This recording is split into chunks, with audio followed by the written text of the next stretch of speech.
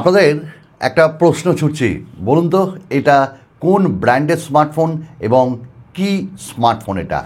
যাই হোক, অ্যাকচুয়ালি আমাদের মধ্যে অনেকে আছি যারা খুঁজি কম দামে একটু ভালো রকমের স্মার্টফোন, এই ডে টু ডে ইউসেজে চলে যাবে ঠিকঠাক। অনেকে বয়স্করা রয়েছি। এই মুহূর্তে আমাদের কাছে রয়েছে লাভার পক্ষ থেকে লাভা বোল্ড N1, আর এই স্মার্টফোনটা আন্ডার 6000-এ কেমন করেছে। অ্যাকচুয়ালি বেশ কিছুদিন ইউজ করলাম, আর ইউজ করার পর আপনাদের সঙ্গে আমার সৎ মতামতটা শেয়ার করতে চলেছি। চলুন করবো আনবক্সিং। তবে ডিসক্লেমার, এই ভিডিওটা লাভার সঙ্গে কোলাবোরেশনে হচ্ছে, তো চলুন একদম শিওর থাকুন, অনেস্ট রিভিউ আপনাদের দেব। তো প্রথমেই আমরা বক্সটা খুলব।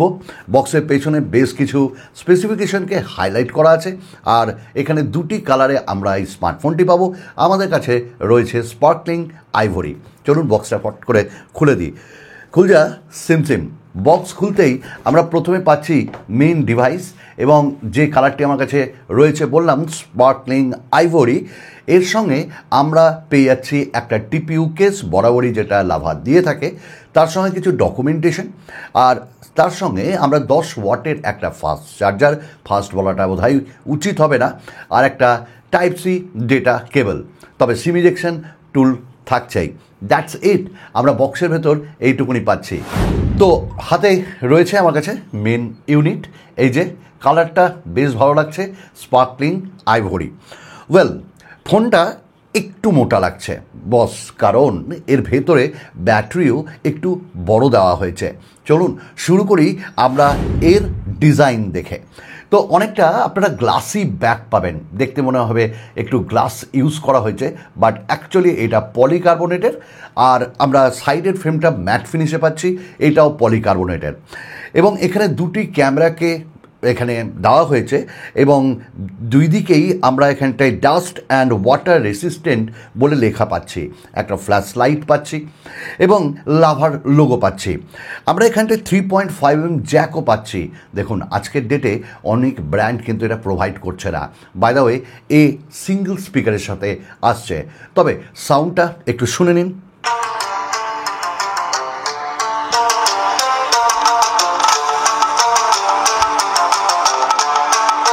আবার বোল্ড N1 স্পিকারের সাউন্ড আপনারা শুনলেন, লাউডনেস ঠিকই আছে, কিন্তু একটা ব্যাপার হয়েছে, সেটা হলো যে এখানে বেসটা আমরা মিস করেছি, আর ট্রেবলটা বেশি। চলুন এবার আমরা ডিসপ্লে নিয়ে কথা বলবো।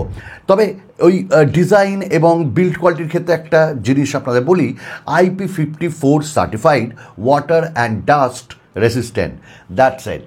এবার ডিসপ্লে দেখুন 6.75 ইঞ্চেসের একটা ওয়াটার ড্রপ নচ ডিসপ্লে পাচ্ছি।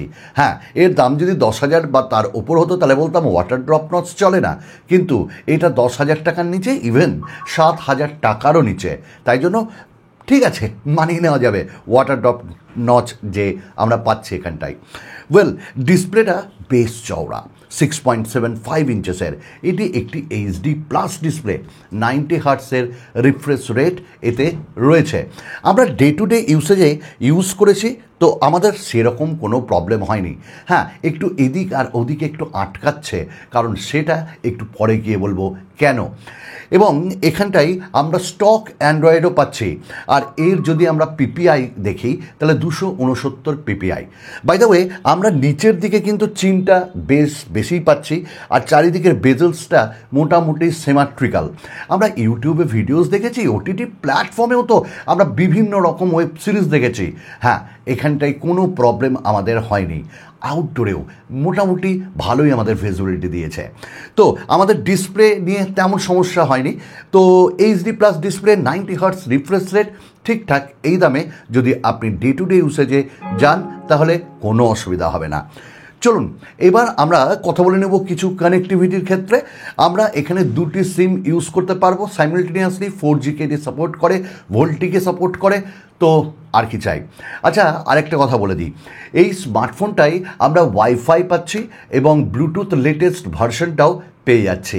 ওয়েল, কথা বলেছি আমরা অনেকের সাথে, আমাদের কোনো সমস্যা হয়নি। বাই দ্য ওয়ে, আমরা সাইডে ফিঙ্গারপ্রিন্ট স্ক্যানার পাচ্ছি, এবং এটা আউট অফ 10 9 টাইমসই কাজ করেছে এবং ফেস আনলকও পাচ্ছি। ওয়েল, প্রসেসরের কী ব্যাপার দেখুন, 7,000 টাকার নিচে আমরা তো আর বিভৎস রকমের প্রসেসর এখানটায় এক্সপেক্ট করতে পারি না। তাই এখানটায় ইউজ করা হয়েছে ইউনিসকের অক্টাকোর প্রসেসর, অর্থাৎ ARM প্রসেসর এখানে ইউজ করা হয়েছে, যার মডেল নাম্বার আমরা পেলাম SC9863A। এটি একটি অক্টাকোর প্রসেসর এবং এই প্রসেসরের পারফরমেন্স আপনি যদি এক্সপেক্ট করেন খুব বেশি, ওই যে বলছিলাম না একটু আটকাচ্ছে, তো এরকম একবার হতে পারে, আমরা কিন্তু দেখেছি এই ব্যাপারটা। তবে আপনারা এখানটায় যদি ডে টু ডে ইউসেজে ইউজ করেন তাহলে সেই রকম কোনো সমস্যা হবে না। দেখুন এখানটা আমি ক্যামেরাটাকে এখানটায় ওপেন করছি, তো এই যে ঠিক আছে, একটু ডিলে আছে, কিন্তু ডে টু ডে ইউসেজে আপনি ইউজ করতে গেলে সেগুলো বুঝতে পারবেন না। অনেক কটা অ্যাপ যদি আপনি ব্যাকগ্রাউন্ডে ওপেন করেন তাহলে ঠিকঠাক থাকছে আর কি, কারণ LPDDR4X র্যাম টাইপ এখানে ইউজ করা হয়েছে, UFS 2.1 স্টোরেজ টাইপও এখানটা আমরা পাচ্ছি।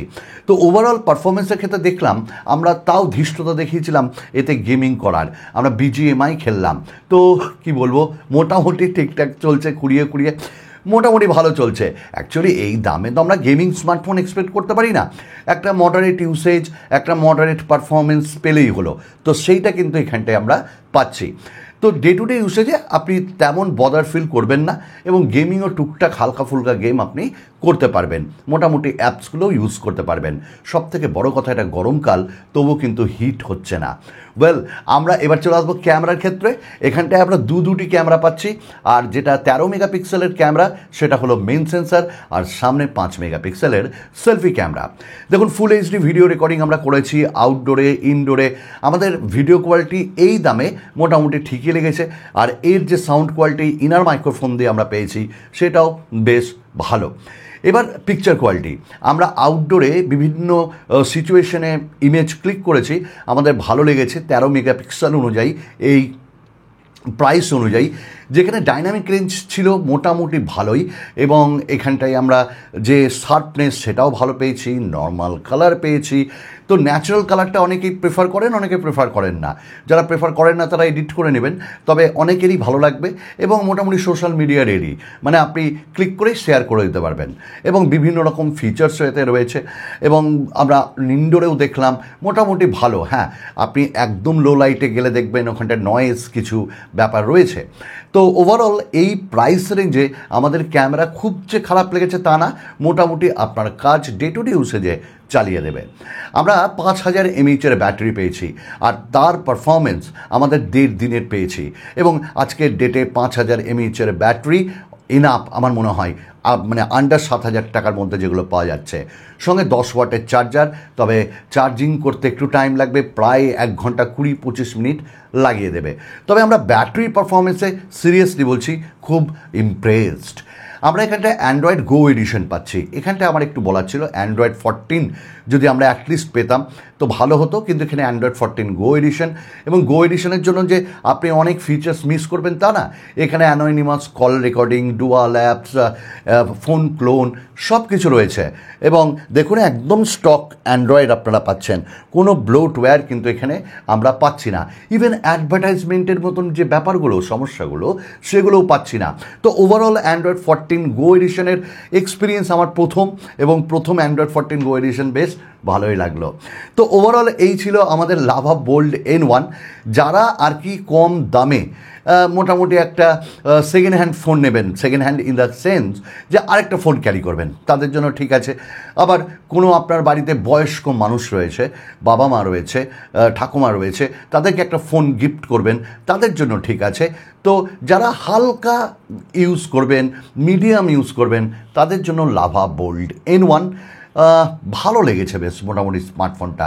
তবে হেভি ইউজার্সের জন্য এই স্মার্টফোনটি নয়, এটা তো বোঝাই যাচ্ছে। তো লাভা বোল্ড N1 যেটা, সেটা অবশ্যই কিনতে পারেন। লাভা নিলে একটাই ভালো যে এরা ফ্রি হোম সার্ভিস আপনাদেরকে বাড়িতে প্রোভাইড করে। আরও একটা নতুন ভিডিওতে আপনাদের সঙ্গে খুব তাড়াতাড়ি দেখা হচ্ছে বন্ধুরা, ততক্ষণের জন্য বিদায়।